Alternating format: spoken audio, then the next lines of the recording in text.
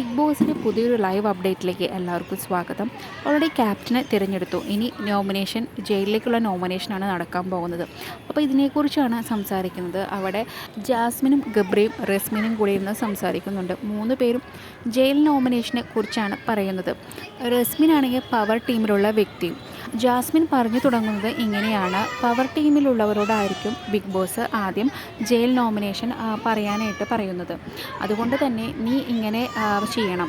ആദ്യം വരുന്ന ആൾ ഒരു കാര്യം പറഞ്ഞിട്ട് ഒരാളെ നോമിനേറ്റ് ചെയ്യുകയാണെങ്കിൽ പിന്നീട് വരുന്ന ഓരോ ഹൗസിലെ മത്സരാർത്ഥികളും ആ കാര്യം പറഞ്ഞ് ആ ആളെ ആയിരിക്കും നോമിനേറ്റ് ചെയ്യാനുള്ള ചാൻസസ് കൂടുതൽ എന്ന് ജാസ്മിൻ അവിടെ റസ്മിനോട് പറഞ്ഞു കൊടുക്കുകയാണ്. പക്ഷേ റസ്മിൻ അത് തീരെ ഇഷ്ടപ്പെട്ടില്ല.